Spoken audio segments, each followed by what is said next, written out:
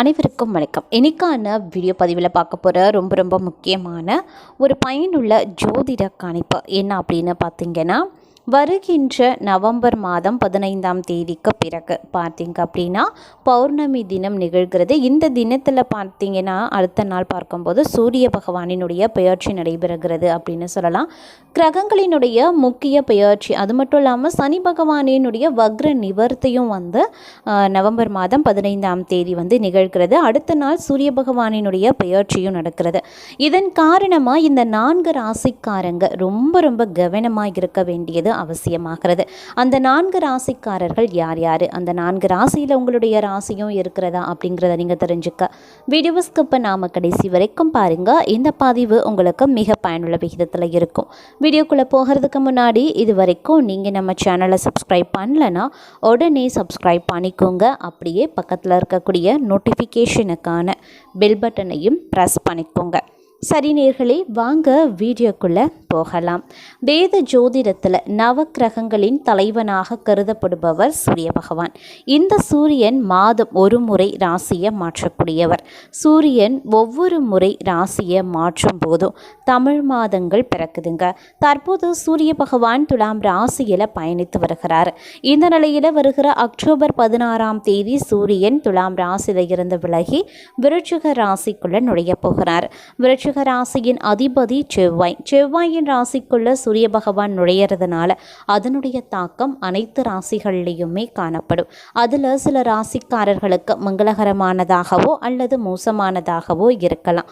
தற்போது நவம்பரில் நிகழ இருக்கக்கூடிய சூரிய பெயர்ச்சி மற்றும் சனி பகவானினுடைய பெயர்ச்சி எந்தெந்த ராசிக்காரர்கள் கவனமாக இருக்க வேண்டும் அப்படிங்கிறத இப்போ நாம் தெரிஞ்சுக்கலாம். அதில் முதல்ல நாம் பார்க்க போகிற ராசி மேஷ ராசி அன்பர்கள். மேஷ ராசிக்காரர்களை பொறுத்த வரைக்கும் மேஷ ராசியினுடைய 8வது வீட்டிற்கு சூரிய பகவான் செல்ல போகிறார். இதனால் இந்த ராசிக்காரர்கள் ஒவ்வொரு வேலையையும் பொறுமையுடன் செய்ய வேண்டியது அவசியம். அப்படி இல்லைங்கிற பட்சத்தில் உங்களினுடைய வேலைகள் கெட்டுப்போக வாய்ப்புகள் கூடுதலாகவே இருக்கு. அதே மாதிரி நிதி இழப்பு ஏற்படுவதற்கான வாய்ப்புகளும் இருக்கப்பெறுகிறது. உங்களுடைய செலவுகளை கட்டுப்படுத்த வேண்டுங்க. அப்படி இல்லை அப்படிங்கிற பட்சத்தில் பண பிரச்சனையை நீங்கள் சந்திக்கவும் நேரிடலாம். மற்றவர்களுடன் பேசும்போது வார்த்தைகளை கவனமாக பயன்படுத்த வேண்டியது அவசியம். அப்படி இல்லைன்னா அது பிரச்சனைகளில் சிக்க வைத்துவிடும். மேலும் உங்களுடைய ஆரோக்கியத்தையும் நீங்கள் கொஞ்சம் கவனித்து கொள்ள வேண்டியது முக்கியமான ஒன்று அப்படின்னு நான் சொல்லணும். இந்த காலகட்டத்தை பொறுத்த வரைக்கும் பார்த்தீங்க அப்படின்னா மேஷராசிக்காரர்களுக்கு பல வகைகளில் பிரச்சனைகள் எழுவதற்கான வாய்ப்பு கூடுதலாக இருக்கப்பெறுகிறது. அப்படிங்கிறதுனால கொஞ்சம் கவனமாகவும் நீங்கள் செயல்பட வேண்டியது ரொம்ப முக்கியமான ஒன்று. குடும்ப பிரச்சனைகளும் திடீரென்று தலை தூக்கலாம். கணவன் மனைவிக்கு மத்தியில் சிறு கருத்து வேறுபாடுகள் எழுவதற்கான வாய்ப்புகள் இருக்குது. அப்படி இல்லைன்னா சின்ன இடையூறுகள் 3வது நபராலேயோ அல்லது உறவினர்கள் வகையிலேயோ பார்த்திங்க அப்படின்னா குடும்பத்துக்குள்ளேயோ கணவன் மனைவிக்குள்ளேயோ கலகம் ஏற்படுவதற்கான வாய்ப்பு இருக்குது. அதனால் கொஞ்சம் விட்டு கொடுத்து அனுசரித்து செல்ல பாருங்கள். மேலும் பார்த்திங்க அப்படின்னா இந்த நேரத்தில் சிந்தித்து செயல்படுவது, சிந்தித்து செயலாற்றுவது அப்படிங்கிறது ரொம்ப முக்கியமான ஒன்று அப்படின்னு கூட சொல்லலாம். அதனால் மேஷராசிக்காரர்களை பொறுத்த வரைக்கும் நவம்பர் மாதம் 15ஆம் தேதிக்கு பிறகு கொஞ்சம் கவனமாக எச்சரிக்கை உணர்வுடன் இருக்க பாருங்கள். எந்த ஒரு விஷயத்துலையும் அவசரமோ அலட்சியமோ வேண்டாம். அடுத்த ராசி மிதுன ராசி அன்பர்கள். மிதுன ராசிக்காரர்களை பொறுத்த வரைக்கும் மிதுன ராசியினுடைய 6வது வீட்டிற்கு சூரிய பகவான் போகிறார். இதனால் பார்த்தீங்க அப்படின்னா இந்த ராசிக்காரர்கள் நவம்பர் 16 முதல் கவனமாக இருக்க வேண்டியது ரொம்ப முக்கியமான ஒன்று. உங்களை மற்றவர்கள் ஏமாற்றலாம். குடும்ப உறுப்பினர்களுடன் கருத்து வேறுபாடுகளையும் நீங்கள் சந்திக்க நேரிடலாம். இந்த ராசிக்காரர்கள் ஆரோக்கிய விஷயத்திலையுமே பார்த்தீங்க அப்படின்னா கூடுதல் கவனத்தோடு இருக்க வேண்டியது அவசியம். உங்களுடைய ஆரோக்கிய விஷயத்தில் அலட்சியமோ இல்லை கவனம் இல்லாமலேயோ நீங்கள் இருந்தீங்க அப்படின்னா பெரிய அளவில் மருத்துவ செலவுகளை நீங்கள் சந்திக்க வேண்டியதாக இருக்கலாம். மற்றொரு புறம் உங்களுக்கு இது மிகப்பெரிய பிரச்சனைகளையும் அது ஏற்படுத்தலாம்.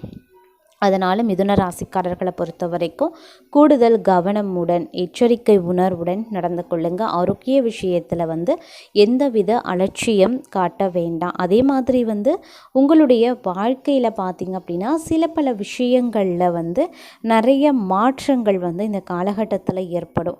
அது உங்களுக்கு விரும்பத்தகாத மாற்றங்களாகவும் இருக்கலாம். அது பணியிடமாகட்டும் இல்லை குடும்பமாகட்டும், ரெண்டு விஷயத்துலையும் நீங்கள் விருப்பமில்லாத பணியிட மாற்றத்தை பெறுவதற்கான வாய்ப்புகள் இருக்குது. இல்லை குடும்பத்தில் பார்த்திங்க அப்படின்னா குடும்பத்தை விட்டு பிரிந்து செல்லக்கூடிய வாய்ப்புகளும் இருக்கிறது. இந்த மாதிரியான சில மாற்றங்கள் உங்களுடைய வாழ்க்கையில் தற்போது நிகழ்வதற்கான வாய்ப்புகள் இருக்குது. அதே மாதிரி இந்த நேரத்தை பொறுத்த வரைக்கும் பார்த்திங்க அப்படின்னா தொழில் மற்றும் வியாபாரம் ரீதியாகவும் எந்தவித புதிய முயற்சிகளை நீங்கள் மேற்கொள்ள வேண்டாம். பெரிய அளவில் முதலீடுகளையும் செய்ய வேண்டாம். நீண்ட தூர பயணங்கள் உங்களுக்கு ஆதாயம் இருக்கக்கூடிய பட்சத்தில் மட்டும் மேற்கொள்ளுங்க. அப்படி இல்லைன்னா தேவையில்லாத அலைச்சல், நஷ்டம், இல்லை வெற்றி பெறாமல் போகிறது, இந்த காலதாமதம் இன்னும் ஆகிறது அப்படின்ற மாதிரியான விஷயங்கள் வர வாய்ப்புகள் இருக்குது. அடுத்து நாம் பார்க்க போகிற ராசி கன்னி. கன்னிராசியினுடைய 3வது வீட்டிற்கு சூரிய பகவான் செல்ல போகிறார்.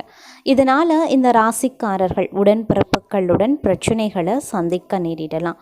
பணம் சம்பாதிப்பதற்கு கடினமாக உழைக்க வேண்டியதாகவும் இருக்கும். பணிபுரிகிறவங்க எவ்வளவு முயற்சி செய்தாலும் இலக்குகளை அடைய முடியாது. தொழில் ரீதியாக பல சவால்களையும் சிக்கல்களையும் சந்திக்க நேரிடும். அதனால் சற்று கவனமாக இருக்க அறிவுறுத்தப்படுறீங்க. அதே மாதிரி வேலையில் பார்க்கும் பொழுது கொஞ்சம் டென்ஷன், தலைவலி இதெல்லாம் இருக்கத்தான் செய்யும். அதனால் கொஞ்சம் அமைதியாக செல்ல பாருங்கள். இந்த காலம் கொஞ்சம் அப்படி இப்படின்னு பிரச்சனைகள் வரத்தான் செய்யும். அதனால் கொஞ்சம் சிந்தித்து திட்டமிட்டு செயல்படுவது அப்படிங்கிறது ரொம்ப ரொம்ப முக்கியமான ஒன்று அப்படின்னு கூட சொல்லலாம். அதே மாதிரி பொருளாதார ரீதியாகவும் இந்த காலகட்டத்தில் ஏற்ற இறக்கம் காணப்படலாம். ஆரோக்கியம் ரீதியாகவும் பார்த்திங்க அப்படின்னா சிறிது உடல் உபாதைகள் ஏற்படுவதற்கான வாய்ப்புகள் இருக்குது. ஒரு சிலருக்கு மருத்துவ செலவுகள் ஏற்படுவதற்கும் வாய்ப்புகள் இருக்குது. அதனால் ஆரோக்கியம் ரீதியாக பார்த்திங்க அப்படின்னா கொஞ்சம் கூடுமான வரைக்கும் கவனமாக இருங்க. ஆரோக்கிய விஷயத்தில் அலட்சியம் வேண்டாம்.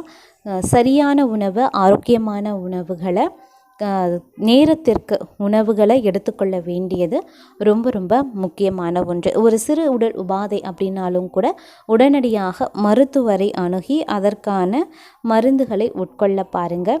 அதற்கான தீர்வை உடனடியாக செய்ய பாருங்கள். அலட்சியத்தோடு இருந்தீங்க அப்படின்னா பெரிய அளவில் மருத்துவ செலவுகள் ஏற்படுவதற்கு வாய்ப்பு இருக்குது. அதனால் கொஞ்சம் உஷாராக இருப்பது அவசியம். அனைத்து விஷயத்துலேயுமே கொஞ்சம் எச்சரிக்கை உணர்வுடன் இருக்க பாருங்கள். அது ரொம்ப ரொம்ப நல்லதுன்னு சொல்லலாம்.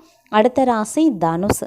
தனுசு ராசிக்காரர்களை பொறுத்த வரைக்கும் 12வது வீட்டிற்கு சூரிய பகவான் செல்ல போகிறார். இதனால் இந்த ராசிக்காரர்கள் நீண்ட தூரம் பயணிக்க வேண்டியதாகவும் இருக்கலாம். இதனுடைய விளைவாக மிகுந்த உடல் சோர்வை நீங்கள் உணர்வீங்க.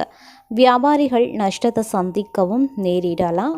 மேலும் இந்த காலகட்டத்தில் தவறான புரிதல் காரணமாக உறவுகளில் விரிசல்கள் ஏற்படவும் வாய்ப்பு இருக்கிறதுனால சற்று கவனமாக இருக்க வேண்டியது ரொம்ப ரொம்ப முக்கியமான ஒன்று அப்படின்னு தான் சொல்லணும். அது மட்டும் இல்லாமல் இந்த நேரத்தை பொறுத்த வரைக்கும் பார்த்திங்க அப்படின்னா குடும்பத்தில் சின்ன சின்ன பிரச்சனைகள், சண்டை சச்சரவுகள் எழலாம்.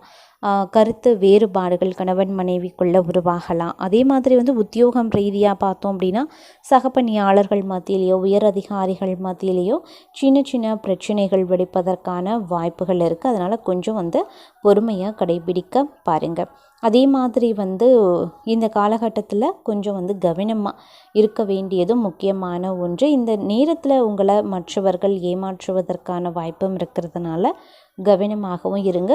குடும்ப உறுப்பினர்களுடன் கருத்து வேறுபாடுகளை சந்திக்கவும் நேரிடலாம். அப்படிங்கிறதுனால கொஞ்சம் உஷாராகவும் இருக்க பாருங்கள். வேலையையும் சரி பணிகளையும் சரி பொறுமையுடன் செய்ய பாருங்கள். அப்படி இல்லைன்னா உங்களுடைய வேலைகள் கெட்டு போவது மட்டும் இல்லாமல் வேலை இழப்பு ஏற்படுவதற்கான வாய்ப்பும் இருக்குது. அதே மாதிரி பொருளாதாரம் ரீதியாகவும் பார்த்திங்க அப்படின்னா சில நிதி இழப்பு நஷ்டம் ஏற்படுவதற்கான வாய்ப்புகள் இருக்குது. அப்படிங்கிறதுனால கொஞ்சம் பெரிய அளவில் முதலீடு செய்கிறதையோ இல்லை பெரிய பணப்பரிவர்த்தனைகளை மேற்கொள்வதையோ அல்லது செலவுகளை வந்து அதிகமாக ஆடம்பரமாக செய்கிறதையோ வந்து முற்றிலுமாக தவிர்ப்பது ரொம்ப நல்லது. அப்படி இல்லை அப்படிங்கிற பட்சத்தில் பெரிய அளவில் பண பிரச்சனைகளை நீங்கள் வந்து சந்திக்க நேரிட வாய்ப்புகள் கூடுதலாக இருக்கிறது. அதனால் கொஞ்சம் உஷாராக இருக்க பாருங்கள்.